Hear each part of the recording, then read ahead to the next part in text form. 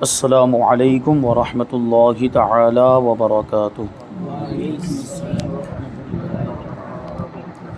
نحمده ونصلی ونسلم علی رسوله الکریم، اما بعد فاعوذ باللہ من الشیطان الرجیم، بسم اللہ الرحمن الرحیم۔ ان اللہ وملائکتہ یصلون علی النبی یا ایہا الذین آمنوا صلوا علیہ وسلموا تسلیما۔ اللہم صلی علی سیدنا ومولانا محمد معدن الجود والکرم وآلہ الکرام وابنہ الکریم وبارک وسلم صلاۃ وسلاما علیک یا رسول اللہ صلی اللہ تعالی علیہ وسلم۔ سبق نمبر 23، تقدیر کا بیان۔ تو تقدیر کا بیان اور اس کے مسائل اور اس کے تعلق سے جو بھی عقائد ہیں بڑے باریک ہیں، اور تقدیر کے بارے میں ویسے بھی بہت زیادہ بات کرنے سے اور بحث و مباحثہ کرنے سے منع فرمایا گیا۔ اس میں آپ زیادہ غور و فکر کریں گے یا اس میں زیادہ بات چیت کریں گے، بحث و مباحثہ کریں گے تو گمراہ بھی ہو سکتے ہیں۔ اس کے تعلق سے بس جو ہمارے علماء نے بتا دیا، جو ہماری کتابوں میں آیا، تو بس اسی پہ ہم رک جائیں۔ بس اس کا ہمیں عقیدہ رکھنا ہے کہ تقدیر اچھی ہو یا بری ہو اللہ کی جانب سے ہے۔ جو ایمان مفصل میں ہم جو پڑھتے ہیں، آمنت باللہ و ملائکتہ و کتبہ و رسلہ والیوم الآخر والقدر خیرہ و شرہ من اللہ تعالی، یعنی اچھی اور بری تقدیر یہ اللہ کی جانب سے ہے۔ تو اب تقدیر کا مطلب کیا ہوتا ہے؟ تقدیر کا آپ لغوی معنی دیکھیں، اس کا مطلب ہوتا ہے مقرر کرنا، مقدر کرنا، فکس کر دینا، کسی چیز کو بیان کر دینا یا کسی چیز کو کتابت کے ذریعے لکھ دینا۔ تو تقدیر مطلب وہی جو لکھ دیا گیا۔ لغوی معنی کی مناسبت دیکھیں تو اس کا مطلب ہوگا کہ جو لکھ دیا گیا، دنیا میں جو کچھ بھی ہونے والا تھا وہ سب اللہ تبارک و تعالیٰ نے لکھ دیا، اسی کو تقدیر کہا جاتا ہے۔ اس کو سمجھیں۔ فرماتے کہ دنیا میں جو کچھ بھی ہوتا ہے اور بندے جو کچھ کرتے ہیں، نیکی بدی یعنی اچھائی برائی، وہ سب اللہ پاک کے علم ازلی کے مطابق ہوتا ہے۔ یہ اللہ پاک تو علیم ہے، اللہ تبارک و تعالیٰ علیم ہے، اور علیم بھی کیسا؟ وہ ہمیشہ سے علیم ہے اور ہمیشہ تک علیم رہے گا۔ اس جیسے کہ اس سے پہلے یہ بات آ گئی تھی کہ اللہ تبارک و تعالیٰ بھی ہمیشہ سے اور ہمیشہ رہے گا، اور اس کی صفات بھی ہمیشہ سے اور ہمیشہ رہے گی۔ تو علم والی جو صفت ہے اللہ تبارک و تعالیٰ کی، وہ بھی ہمیشہ سے اور ہمیشہ رہے گی۔ تو اللہ تبارک و تعالیٰ کے لیے تو کوئی ابتدا نہیں، اللہ تبارک و تعالیٰ کے علم کے لیے بھی کوئی ابتدا اور انتہا نہیں۔ یہ سب جو کچھ بھی زمانہ ہوتا ہے اور یہ وقت ہوتا ہے، ٹائم ہوتا ہے، جگہ ہے، یہ سب ہمارے لیے، انسانوں کے لیے، مخلوقات کے لیے۔ مخلوقات کے معاملات ہوتے ہیں کہ ان کے لیے مستقبل ہوتا ہے، گزرا ہوا زمانہ ہوتا ہے، موجودہ زمانہ ہوتا ہے۔ مستقبل مطلب آئندہ زمانہ، آنے والا زمانہ۔ یہ سب زمانے ہمارے لیے ہیں، اللہ تبارک و تعالیٰ کے لیے تو سب برابر کے۔ اللہ تبارک و تعالیٰ کی نگاہ قدرت ساری چیزوں کو ایک ساتھ میں دیکھتی ہے۔ تو جو کچھ بھی ہونے والا تھا سب کو ایک ساتھ میں اللہ تعالیٰ نے ملاحظہ فرما لیا اور سب کو لکھ لیا۔ یعنی ایسا ضروری نہیں ہے کہ یہ چیز وجود میں آئے گی تب اللہ کے علم میں آئے گی، نہیں۔ اللہ تعالیٰ علم ازلی سے جانتا ہے، یعنی اس کے وجود میں آنے سے پہلے ہی اللہ کے علم میں وہ چیز ہے۔ تو اللہ تبارک و تعالیٰ نے اپنے علم ازلی کے مطابق یہ سب کچھ لکھ لیا، اور اس کے علم ازلی کے مطابق یہ جو کچھ بھی ہوتا ہے یہ سب اس کے علم کے مطابق ہوتا ہے۔ جو کچھ ہونے والا ہے وہ سب اللہ پاک کے علم میں ہے اور اس کے پاس لکھا ہوا ہے، اسی کو تقدیر کہتے ہیں۔ دنیا میں جو کچھ بھی ہونے والا ہے، دنیا میں لوگ جو کچھ بھی کریں گے یا جو کچھ بھی مخلوقات کریں گے، جو کچھ بھی معاملات ہوں گے، اور ساری چیزیں، چاہے پھر وہ کوئی حادثات ہوں یا قدرتی ایسے واقعات ہوں جیسے زلزلے آ جانا یا طوفان آ جانا، یہ ساری چیزیں اللہ تبارک و تعالیٰ کے یہاں لکھی ہوئی ہیں، اسی کو تقدیر کہا جاتا ہے۔ ہر بھلائی برائی اس نے اپنے علم ازلی کے موافق مقدر فرما دی، یعنی لکھ دی ہے۔ جیسا ہونے والا تھا اور جو جیسا کرنے والا تھا اپنے علم سے جانا اور وہی لکھ لیا۔ تو یہ نہیں کہ جیسا اس نے لکھ دیا ویسا ہم کو کرنا پڑتا ہے، بلکہ جیسا ہم کرنے والے تھے ویسا اس نے لکھ دیا۔ یہ بھی عقیدہ نہیں ہونا چاہیے۔ کچھ لوگ ہوتے ہیں نا کہ بھائی ہم برائی ہو جاتی ہے، کچھ غلط کام ہو جاتا ہے تو کہہ دیتے ہیں بھائی تقدیر میں تھا تو ہم سے ہوا۔ ایسا نہیں، ہم کرنے والے تھے تو ایسا تقدیر میں لکھا گیا۔ ہم غلط کام کرنے والے تھے یا برا کام کرنے والے تھے، گناہ کا کام کرنے والے تھے، تو وہ پہلے سے لکھ دیا گیا۔ یہ الگ بات ہے کہ کبھی کچھ کام لکھے جاتے ہیں لیکن اللہ تبارک و تعالیٰ اس کام کو سبب کے ساتھ جوڑ دیتا ہے. جیسے یہ لکھ دیا گیا کہ یہ انسان گناہ کرے گا، لیکن اگر وہ ایسا کر لے گا تو گناہ سے بچ جائے گا. اگر وہ علماء کی صحبت میں جا کر بیٹھے گا تو وہ گناہ سے بچ جائے گا، اور نہیں گیا تو نہیں بچ پائے گا. یہ اسباب کے ساتھ اس کو جوڑ دیا گیا. یہ بھی تقدیر ہی کا ایک حصہ ہے، یہ بھی تقدیر کا. اب یہ لکھ دیا گیا کہ یہ گناہ کرے گا تو اس کا مطلب یہ نہیں کہ اب ہم کو گناہ کرنا ہی پڑے گا، ہم گناہ کرنے پر مجبور ہو گئے اللہ کے لکھ دینے کی وجہ سے. ایسا نہیں، ہمیں ایک قسم کا اختیار بھی دیا گیا. یعنی ہم جو کچھ بھی کر رہے ہیں اس میں ہمارے ارادے کا بھی دخل ہے، ہمارے قصد کا بھی دخل ہے، کچھ نہ کچھ.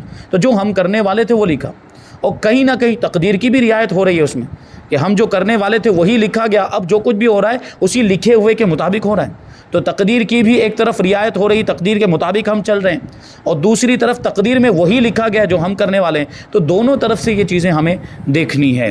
تو اسی وجہ سے آپ دیکھیے، اب اس میں آپ اور اندر جائیں گے اور غور و فکر کریں گے تو پھر معاملات گڑبڑ ہوں گے. یہ کیوں اور ایسا کیوں، آپ کے ذہن میں شیطانی وسوسے آئیں گے، ایسے خیالات آئیں گے. تو یہ اس کے تعلق سے پھر وہ گمراہ بھی آدمی ہو سکتا ہے. اس لیے زیادہ غور و فکر نہیں کرنا چاہیے. تو جو بھی جیسا بھی ہم کرنے والے تھے اور جو کچھ بھی ہونے والا تھا اللہ تبارک و تعالیٰ نے ویسا ہی لکھ دیا. زید کے ذمے برائی لکھی اس لیے کہ زید برائی کرنے والا تھا. اگر زید بھلائی کرنے والا ہوتا تو وہ اس کے لیے بھلائی لکھتا. ٹھیک ہے، اللہ تعالیٰ نے اس لیے برائی لکھی کہ وہ برائی کرنے والا تھا. اگر وہ بھلائی کرنے والا ہوتا، اچھا کام کرنے والا ہوتا تو پھر بھلائی لکھی جاتی اس کی تقدیر میں. تو اس کے علم یا اس کے لکھ دینے نے کسی کو مجبور نہیں کر دیا. یہ یعنی کوئی یہ کہے کہ اللہ تعالیٰ نے لکھ دیا اس کے لیے ہم کو کرنا پڑ گیا. اللہ تعالیٰ نے ہماری تقدیر میں، ہماری قسمت میں برائی لکھ دی اس لیے ہم کو کرنا پڑ رہا ہے. اور بعض اوقات تو کچھ لوگ تقدیر کو برا بھلا کہنے لگ جاتے ہیں، ہماری تو قسمت ہی خراب ہے. اس طرح کی باتیں بولتے نا، ہمارا تو نصیب ہی پھوٹا ہوا ہے، ہماری تو قسمت ہی خراب ہے. یہ سب باتیں. تو اگر معاذ اللہ یہ تصور ذہن میں ہے کہ اللہ تعالیٰ نے جو لکھا ہے یا اللہ تعالیٰ نے جو ہمارے حق میں فیصلے کیے ہیں، کیونکہ اللہ تعالیٰ نے ہمارے لیے فیصلے کیے تو فیصلہ کرنے والا جو چاہے ہمارے لیے فیصلہ کرے اللہ تبارک و تعالیٰ. تو جو اللہ تعالیٰ نے ہمارے لیے جو فیصلے کیے اس کے تعلق سے یا اس کو ذہن میں رکھتے ہوئے، اس کو تصور میں رکھتے ہوئے یہ بات کہے کہ ہمارا تو نصیب ہی برا ہے، ہماری تو قسمت ہی خراب ہے، تو معاذ اللہ کفر کا بھی اندیشہ ہے. تو اسی وجہ سے تو کہتے ہیں کہ اس میں زیادہ بحث نہیں کرنی چاہیے. تو یہ چیز ہے. تو اللہ تبارک و تعالیٰ کے لکھ دینے نے یا اس کے علم نے کسی کو مجبور نہیں کر دیا. یاد رہے کہ عقیدہ تقدیر اسلامی عقائد میں نہایت نازک اور پیچیدہ ہے. اس کے بارے میں بحث کرنے اور کیوں اور کیسے کی طرح کے سوالات کرنے سے منع کیا گیا. زیادہ بحث نہیں کرنی چاہیے، کیوں ایسا اور یہ کیسے، یہ کس طرح، ایسے سوال نہیں کرنے چاہیے. بس جو ہمارے علماء نے بیان کیا، جو کتابوں میں لکھا ہے اس کو سنیں سمجھیں اور بس اسی کو ذہن میں رکھیں اور وہی اپنا عقیدہ بنا لیں. جیسا کہ ترمذی شریف میں ہے کہ حضرت سیدنا ابو ہریرہ رضی اللہ تعالیٰ عنہ نے فرمایا کہ حضور اکرم صلی اللہ علیہ وسلم ہمارے پاس تشریف لائے اور اس حال میں کہ ہم مسئلہ تقدیر پر بحث کر رہے تھے. یعنی صحابہ کرام بیٹھ کر تقدیر کے بارے میں غور و فکر کر رہے تھے اور ایک دوسرے سے بات چیت کر رہے تھے، بحث مباحثہ کر رہے تھے. تو آپ صلی اللہ علیہ وسلم ناراض ہوئے حتیٰ کہ چہرہ انور سرخ ہو گیا. سوچنے جیسی بات ہے کہ ناراض تو ہوئے، لیکن ناراض بھی کیسے ہوئے کہ چہرہ انور سرخ ہو گیا. یعنی وہ ناراضگی بھی بہت سخت والی تھی، چہرہ انور سرخ ہو گیا. اور اس سرخی کی صفت کو بھی بیان کرتے ہیں کہ وہ سرخی اور جو لالی حضور کے چہرے پر آئی تھی ناراضگی کی وجہ سے، اس کے بارے میں فرماتے ہیں کہ ایسے ناراض ہوئے گویا کہ رخساروں میں انار نچوڑ دیے گئے ہوں. انار لال ہوتا ہے، انار نچوڑے تو اس میں سے رس نکلے گا، اور وہ رس کسی چیز پر لگ جائے تو وہ چیز کیا ہو جائے گی؟ لال ہو جائے گی. تو حضور کے رخسار مبارک ایسے لال ہو گئے تھے ناراضگی کی وجہ سے. تو سوچیں آپ کہ یہ مسئلہ کتنا باریک ہے اور کتنا نازک ہے. اور فرمایا کہ تمہیں اس کا حکم دیا گیا ہے، یعنی اس میں تم بحث و مباحثہ کر رہے ہو، کیا اس کا تمہیں حکم دیا گیا یا میں اسی کے ساتھ تمہاری طرف بھیجا گیا ہوں کہ تم یہ تقدیر میں بحث و مباحثہ کرو؟ تم سے پہلے لوگوں نے جب اس مسئلے میں جھگڑے کیے تو وہ ہلاک ہو گئے، تو میں تم پر لازم کرتا ہوں کہ اس مسئلے میں نہ جھگڑو، یعنی بحث و مباحثہ نہ کرو. کہ اس سے پہلی والی امتیں جب تقدیر کے بارے میں جھگڑی اور انہوں نے اختلافات کیے، آپس میں جھگڑے کیے، بحث و مباحثہ کیا، تو ان میں سے بہت سے لوگ گمراہ ہو گئے، غلط عقیدہ رکھنے کی وجہ سے گمراہ ہو گئے. تو تقدیر کا ثبوت کیا ہے، تقدیر کہاں سے ثابت ہے، اس کے بارے میں فرماتے ہیں کہ تقدیر کا ثبوت قرآن و حدیث میں موجود ہے. جیسا کہ اس آیت مبارکہ میں ہے کہ انا کل شیء خلقناہ بقدر، کہ بے شک ہم نے ہر چیز ایک اندازے سے پیدا فرمائی، ایک اندازے سے پیدا فرمائی، یعنی ہر چیز کی ایک تقدیر ہے، ہر چیز کو مقرر کیا گیا ہے۔ حضور اکرم نور مجسم صلی اللہ علیہ وسلم نے ایمان کے بارے میں پوچھنے والے کے جواب میں 6 چیزیں ارشاد فرمائیں۔ یعنی کسی نے ایمان کے بارے میں پوچھا ہوگا کہ ایمان کیا ہے، تو حضور نے 6 چیزیں جو ایمان مفصل کے اندر ہم جو پڑھتے ہیں، جو میں نے ابھی پڑھ کے سنایا، وہی 6 چیزیں۔ پہلی چیز اللہ، یعنی اللہ پر ایمان لانا، دوسری چیز فرشتوں پر ایمان لانا، اور تیسری چیز اللہ کی نازل کی ہوئی کتابوں پر ایمان لانا، چوتھی چیز رسولوں پر، نبیوں پر ایمان لانا، پانچویں چیز قیامت کے دن پر ایمان لانا، چھٹی چیز اچھی یا بری تقدیر کا اللہ پاک کی طرف سے ہونے پر ایمان لانا۔ وہ ابھی بات کہ اچھی تقدیر یا بری تقدیر یہ اللہ کی جانب ہی سے ہے۔ اب آپ سمجھ گئے کہ تقدیر قرآن و حدیث سے ثابت ہے، تو اگر کوئی تقدیر کا انکار کرے تو اس کا کیا حکم ہوگا؟ اسی کے تعلق سے سوال ہے کہ تقدیر کے انکار کا کیا حکم ہے؟ جواب، تقدیر کا انکار کفر ہے۔ اگر کوئی تقدیر کا انکار کر دے کہ تقدیر جیسی کوئی چیز نہیں ہوتی، معاذ اللہ کافر ہو جائے گا۔ حضور اکرم صلی اللہ علیہ وسلم نے تقدیر کا انکار کرنے والوں کو اس امت کا مجوس قرار دیا ہے، اور ان کو قدریہ کہا جاتا ہے، قدریہ فرقہ۔ یہ فرقہ تقدیر کا انکار کرتا ہے، یعنی تقدیر کو نہیں مانتے یہ لوگ، اور اس امت کا ان کو مجوس کہا گیا۔ مجوس مطلب وہ لوگ جو آتش پرست ہوتے ہیں، آگ کی پوجا کرنے والے ہوتے ہیں، مشرکین، آگ کو اپنا خدا مانتے ہیں۔ تو قدریہ کو اسی طرح جو ہے کہ شمار کیا گیا، یعنی ان کا ایمان سے کوئی تعلق نہیں، اسی طرح تقدیر کا انکار کرنے والوں کا بھی ایمان سے کوئی تعلق نہیں۔ اچھا، ایک اور فرقہ ہے جس فرقے کو فرقہ مرجیہ کہا جاتا ہے۔ ایک تو قدریہ اور ایک دوسرا ہے فرقہ مرجیہ۔ تو نہیں، فرقہ جبریہ، فرقہ مرجیہ الگ ہے، اس کی ان کے الگ عقائد ہے۔ یہاں تقدیر کے معاملے میں جو فرقہ ہے، ایک تو قدریہ جو تقدیر کا انکار کرتے ہیں، اور دوسرا جو فرقہ ہے وہ ہے فرقہ جبریہ، تقدیر سے تعلق رکھنے والا فرقہ۔ یہ فرقہ جبریہ، اس کا مطلب ان لوگوں کا جو بنیادی عقیدہ وہ یہ ہے کہ یہ لوگ کہتے ہیں کہ تقدیر کی وجہ سے ہم مجبور ہو گئے ہیں، یعنی جو ہماری تقدیر میں لکھ دیا گیا اب ہم کو وہ کرنا پڑتا ہے، اب ہمارے ارادے کا کوئی دخل نہیں، اب ہمارے قصد کا کوئی دخل نہیں، اب ہمارے چاہنے سے کچھ نہیں ہو سکتا۔ اب جو ہماری تقدیر میں اگر ہم گناہ کر رہے ہیں، اس کا مطلب یہ ہے کہ ہماری تقدیر میں لکھا تھا، اس لیے ہم مجبوراً کر رہے ہیں۔ یہ لوگ ایسا کہتے ہیں۔ فرقہ جبریہ دونوں گمراہ ہیں اور دونوں تقدیر کے منکر ہیں، فرقہ جبریہ سے تعلق رکھنے والے بھی لوگ اور فرقہ قدریہ سے بھی تعلق رکھنے والے لوگ۔ تو تقدیر کا پورے طور پر انکار کرنا بھی کفر ہے، اور یہ کہنا کہ انسان تقدیر کی وجہ سے مجبور ہو گیا، یہ بھی گمراہیت ہے۔ آگے سوال، بہت اہم سوال، اس کو توجہ کے ساتھ سماعت کریں۔ تقدیر کی کتنی قسمیں ہیں؟ کیا تقدیر بدل بھی جاتی ہے؟ کیا تقدیر بدل بھی سکتی ہے؟ وہ ہم سنتے رہتے ہیں کہ نگاہ مرد مومن سے بدل جاتی ہے تقدیر، یہ ہوتا ہے۔ تو یہ تقدیر بدل جاتی، تو پھر یہ کیسے اللہ تعالیٰ نے لکھ دیا تو وہ لکھا ہوا کیسے بدل جاتا ہے؟ تو کیا اس میں کوئی تفصیل ہے یا اس کی قسمیں ہیں؟ تو تقدیر کی قسموں میں کون سی قسم ہے جو بدل سکتی ہے اور کون سی قسم ہے جو نہیں بدل سکتی، اسی کی تفصیل ہے۔ فرماتے ہیں کہ تقدیر کی 3 قسمیں ہیں۔ پہلی قسم مبرم حقیقی، دوسری قسم معلق محض، اور تیسری قسم معلق شبیہ بمبرم، یعنی ایسی تقدیر جو معلق تو ہے لیکن مبرم کے مشابہ ہے۔ مبرم کا مطلب ہوتا ہے کہ بالکل مضبوط، مبرم یعنی بالکل مضبوط والی تقدیر، تو اس میں تو ہمیں سمجھ میں آ رہا ہے کہ وہ بالکل تبدیل نہیں ہو سکتی۔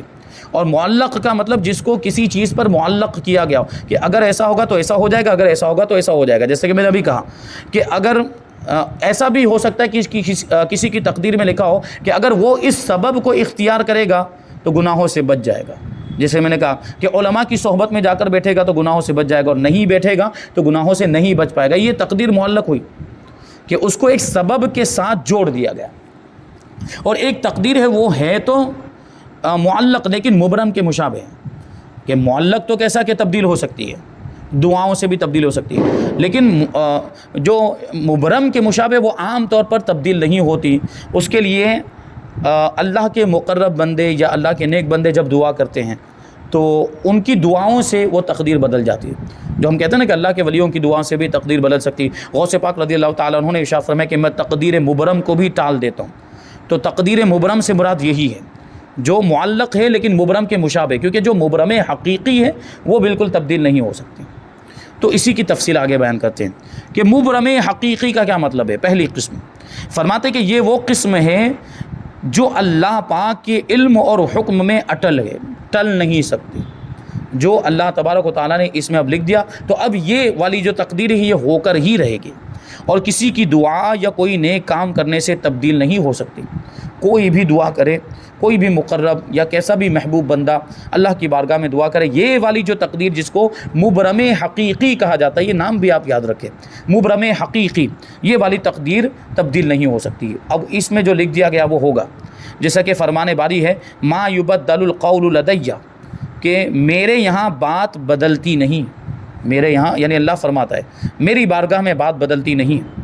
اللہ پاک کے محبوب بندے اکابرین بھی اتفاقاً اس میں کچھ عرض کرتے ہیں تو انہیں اس خیال سے روک دیا جاتا ہے، یعنی انہیں منع فرما دیا جاتا ہے کہ آپ اس بارے میں بات نہ کریں، کیونکہ یہ والی جو تقدیر ہے یہ مبرم حقیقی ہے، اس میں تبدیلی نہیں ہو سکتی، تو ان کو روک دیا جاتا ہے، اس خیال سے روک دیا جاتا ہے۔ دوسری جو تقدیر ہے وہ معلق شبیہ بمبرم ہے۔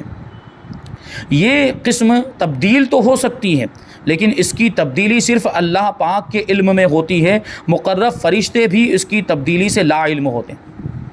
مقرب فرشتوں کو بھی اس کے بارے میں پتہ نہیں ہوتا کہ یہ تقدیر تبدیل ہو سکتی کہ نہیں ہو سکتی، لیکن اللہ تعالیٰ کے علم میں ہوتا ہے، اللہ پاک کے علم میں ہے کہ یہ تبدیل ہو سکتی ہے، یعنی اس کا تبدیل ہونا صرف اللہ تعالیٰ جانتا ہے، جس کی وجہ سے یہ مبرم کے مشابہ ہوتی ہے۔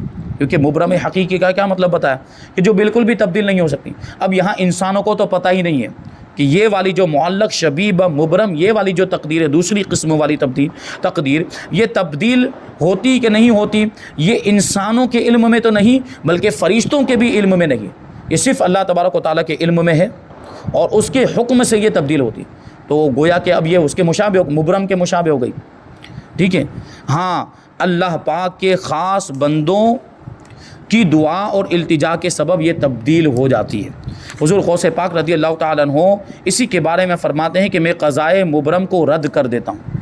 تو قضائے مبرم سے مراد شبیہ بمبرم، شبیہ، کیونکہ جو مبرم حقیقی ہے انبیاء کرام کو اس سے روک دیا گیا، حضرت ابراہیم علیہ السلام کو اس سے روک دیا گیا، تو حضور غوث پاک رضی اللہ تعالیٰ عنہ کے تعلق سے ظاہر سی بات ہے مبرم حقیقی کی بات نہیں کر رہے ہیں، وہ معلق شبیہ بمبرم کی بات کر رہے ہیں، یعنی وہ تقدیر جو معلق ہے اور مبرم کے مشابہ ہے، مبرم کی طرح ہے، مبرم کی طرح ہے، کیونکہ فرشتوں کے علم میں نہیں ہے اس کا تبدیل ہونا، اس وجہ سے اس کو مبرم کے مشابہ کہہ رہے ہیں۔ تو غوث پاک نے جو فرمایا کہ میں تقدیر مبرم کو ٹال دیتا ہوں، قضائے مبرم، قضا مانے بھی تقدیر، قضائے مبرم کو رد کر دیتا ہوں، تو اس سے مراد وہی معلق شبیہ بمبرم، یعنی جو مبرم کے مشابہ ہے۔ اور اسی کی نسبت حدیث میں ارشاد ہوا ان الدعاء يرد القضاء بعدما ابرما، کہ بے شک دعا قضائے مبرم کو ٹال دیتی ہے، یعنی دعا کی وجہ سے تقدیر میں تبدیلی ہو جاتی ہے۔ تو وہ کون سی تقدیر ہے؟ وہ یہ والی تقدیر ہے کہ معلق شبیہ بمبرم، کیونکہ مبرم حقیقی میں کوئی تبدیلی نہیں ہو سکتی۔ تیسری قسم معلق محض، اس میں تبدیلی علم الہی کے ساتھ ساتھ فرشتوں کے علم اور ان کے صحف یعنی رجسٹروں میں بھی مذکور ہوتی ہے۔ کیا مطلب ہوا کہ اس کی تبدیلی کا علم یہ فرشتوں کو بھی ہوتا ہے۔ اللہ تعالیٰ تو ساری باتیں جانتا ہی ہے، اللہ تبارک و تعالیٰ کے علم میں تو سب کچھ ہے، اس کے علم میں ساری چیزیں ہیں، وہاں تو سوال ہی نہیں ہو سکتا کہ یہ نہیں ہوگی، سب کچھ ہے۔ اللہ تبارک و تعالیٰ کا علم ساری چیزوں کا احاطہ کیے ہوئے ہیں، پوری کائنات ساری مخلوقات کا احاطہ کیے ہوئے ہیں۔ فرشتوں کے معاملات، پہلی والی جو تقدیر بیان کی جو معلق شبیہ بمبرم، فرشتوں کے علم میں یہ بات نہیں کہ وہ تبدیل ہو سکتی کہ نہیں ہو سکتی، لیکن یہ والی جو جس کو معلق محض کہتے ہیں، فرشتے جانتے ہیں کہ ہاں یہ تبدیل ہو سکتی، فرشتوں کے علم میں یہ ہے، ہاں انسانوں کے علم میں نہیں ہوتی، ہمیں پتہ ہی نہیں ہوتا کون سی تبدیل ہونے والی، کون سی بات ایسی ہے ہماری زندگی سے تعلق رکھنے والی جو ایسے ہوگی یا اس طرح نہیں ہوگی، یہ ہمیں نہیں معلوم۔ ہم دعائیں کرتے جیسے کوئی مصیبت آ گئی تو اب نہیں معلوم کہ یہ مصیبت ٹلے گی یا نہیں ٹلے گی، یا یہ مصیبت ہمیں کتنا نقصان پہنچائے گی، ہم نہیں جانتے، اسی لیے تو ہم دعا کرتے ہیں۔ ہم دعا اس لیے کرتے ہیں کہ اگر یہ معلق محض ہوگی تو ہماری دعا سے تبدیل ہو جائے گی، ہو بھی سکتی ہے، اللہ چاہے گا تو تبدیل ہو جائے گی، اور اگر مان لیجئے کہ یہ معلق شبیہ بمبرم ہوگی تو اللہ کے ولیوں کی بارگاہ میں جا کر ہم دعا کرتے ہیں، یا ان کی بارگاہ میں عریضہ پیش کرتے ہیں، اللہ کے ولیوں کی بارگاہ میں یا اللہ کے نیک بندوں کی بارگاہ میں جاتے ہیں، بزرگان دین کی بارگاہ میں جاتے ہیں، پیران اعظام مشائخ اعظام کی بارگاہ میں جاتے ہیں۔ کیوں جاتے ہیں؟ ان سے دعا کرواتے ہیں کیونکہ ان کی دعا زیادہ قبول ہوتی ہے، کیونکہ وہ اللہ کے نیک بندے۔ ہمارے آپ کے معاملات کہ ہم بہت بڑے گنہ گار ہیں، تو ہم اس وجہ سے کبھی ہو سکتا ہے گناہوں کی نحوست کی وجہ سے ہماری دعا قبول نہ ہو، تو ہم اللہ کے نیک بندوں کی بارگاہ میں اس لیے جاتے ہیں کہ وہ دعا کریں گے، اور اگر یہ والی تقدیر یہ معلق شبیہ مبرم بھی ہوگی تو ہو سکتا ہے اللہ کے ولیوں کی وجہ سے، ان کے دعا کرنے کی وجہ سے یہ تقدیر ٹل جائے۔ اور بسا اوقات ایسا ہوتا بھی، ہم یہ دیکھتے ہیں کہ دعا قبول ہو گئی، ہم کہتے ہیں کہ مصیبت فلاں بزرگ کی دعا سے ہماری مصیبت دور ہو گئی، فلاں اللہ کے ولی کے آستانے پر ہم حاضر ہوئے تو ان کے وسیلے سے دعا کرنے کی وجہ سے ہماری یہ تکلیف آسان ہو گئی، ہماری یہ مصیبت آسان۔ تو یہ سب یہی چیزیں ہیں، یہی تقدیر ہے۔ یہ دو قسم کی بعد والی جو تقدیریں ہیں یہ اس طرح ان میں تبدیلی ہوتی ہے، جبکہ پہلی والی جو تقدیر اس میں کسی طرح کی کوئی تبدیلی نہیں ہو سکتی۔ اب اس میں ہماری زندگی کا کوئی بھی واقعہ آ سکتا ہے، ہم کسی ایک واقعے کو فکس نہیں کر سکتے کہ یہ تقدیر مبرم میں آتا ہے یا یہ والا واقعہ معلق شبیہ مبرم میں آتا ہے یا یہ والا واقعہ جو ہے معلق محض میں آتا ہے، ہم کسی کو فکس نہیں، وہ تو اللہ کے علم میں، ہمیں نہیں معلوم کہ کون سا واقعہ تقدیر مبرم میں ہے، کون سا واقعہ تقدیر معلق محض میں ہے یا معلق شبیہ مبرم، یہ ہم کو نہیں معلوم، وہ تو اللہ کے علم میں۔ ہمیں دعا کرتے رہنا چاہیے، اللہ تعالیٰ نے خود ہمیں دعا کرنے کا حکم دیا ہے۔ اللہ تعالیٰ نے فرمایا کہ اے ایمان والو تم مجھ سے دعا کرو میں تمہاری دعا کو قبول کروں گا، ادعونی استجب لکم، مجھ سے دعا کرو میں تمہاری دعا کو قبول کروں گا۔ اور یہ اللہ تعالیٰ کا وعدہ ہے، تم دعا کرو میں تمہاری دعا کو قبول کروں گا۔ لیکن کبھی ہم دیکھتے ہیں بظاہر ہماری دعا قبول نہیں ہوتی، جیسے کوئی مصیبت آئی یا کوئی پریشانی آئی، ہم نے دعا کی، وہ پریشانی دور نہیں ہوئی، تو اس کا کیا مطلب اللہ کا وعدہ جھوٹا ہے؟ ہرگز نہیں، اللہ نے وعدہ فرمایا کہ میں دعا کو قبول کروں گا۔